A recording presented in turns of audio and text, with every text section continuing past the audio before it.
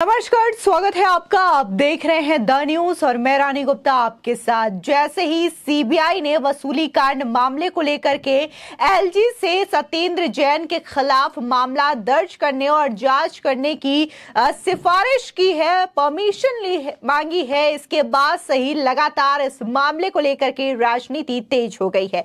बता दें कि जब सीबीआई ने दिल्ली के एलजी वीके सक्सेना से सत्येंद्र जैन के खिलाफ वसूली मामले में जांच शुरू करने के लिए परमिशन मांगा, तो इसके बाद से ही आम आदमी पार्टी जो है बौखला चुकी है। आम आदमी पार्टी ने इन आरोपों को ही बेतुका बता दिया है और ये भी कहा कि ऐसे आरोप और ऐसी जांच की बात कहीं ना कहीं कानून का मजाक उड़ाने वाली जैसी बात भी है। साथ ही आम आदमी पार्टी ने बाकायदा एक स्टेटमेंट रिलीज करते हुए ये भी कहा कि तब तो उस हिसाब से सबसे पहले गृह मंत्री अमित शाह के निर्देश पर 200 करोड़ रुपए का वसूली जो सुकेश चंद्रशेखर ने किया था, उसकी जांच भी सीबीआई को करनी चाहिए। वहीं दूसरी ओर इस पूरे मामले को लेकर के अब एक बार फिर से सुकेश चंद्रशेखर ने दिल्ली एलजी को एक खत लिखा है और इस खत में उसने ये कहा है कि उसे जान से मारने की धमकी दी जा रही है। साथ ही सुकेश चंद्रशेखर ने कहा कि तिहाड़ जेल में उसकी जान को खतरा है, ऐसे में उसके जेल को ट्रांसफर कर दिया जाए, उसे किसी और जेल में शिफ्ट कर दिया जाए। साथ ही सुकेश चंद्रशेखर ने बाकायदा इस लेटर में अरविंद केजरीवाल के नाम का भी मेंशन किया है और सुकेश चंद्रशेखर का यह कहना है कि अरविंद केजरीवाल की ओर से उन्हें धमकी दी जा रही है।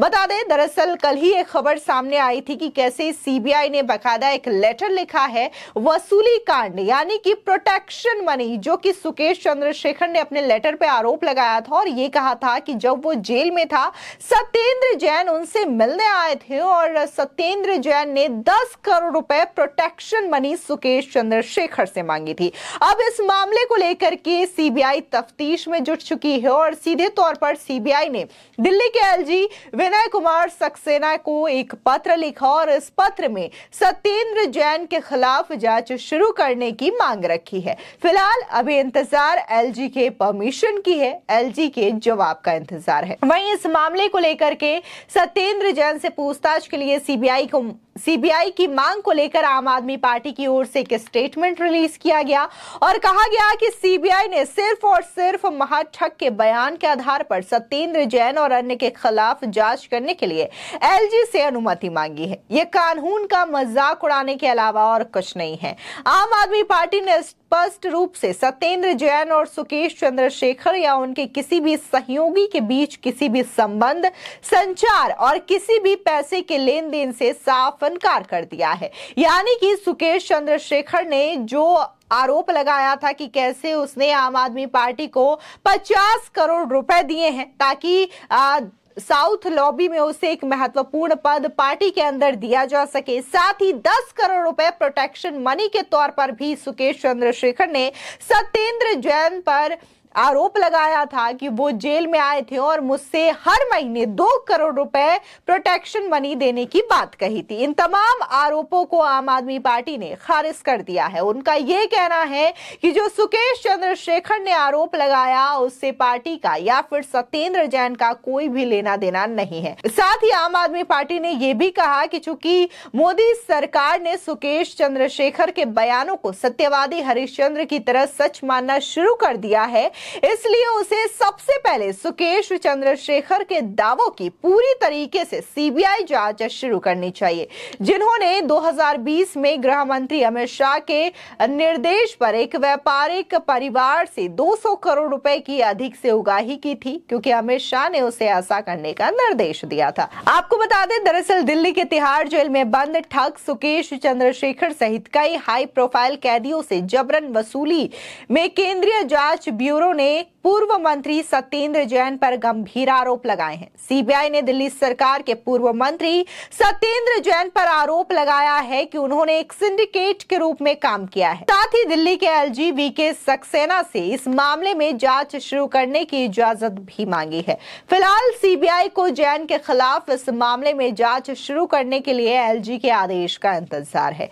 वहीं आपको बता दें कि सीबीआई सूत्रों के मुताबिक पूर्व मंत्री सत्येंद्र जैन ने कथित कथित तौर पर मनी लॉन्ड्रिंग के आरोपी सुकेश चंद्रशेखर सहित विभिन्न कैदियों को जेल में सुरक्षा यानी कि प्रोटेक्शन देने के नाम पर पैसों की उगाही की थी। इस मामले में सीबीआई ने तत्कालीन तिहाड़ जेल अधीक्षक और दानिश अधिकारी राजकुमार के खिलाफ भी जांच शुरू करने के लिए उपराज्यपाल से मंजूरी मांगी है।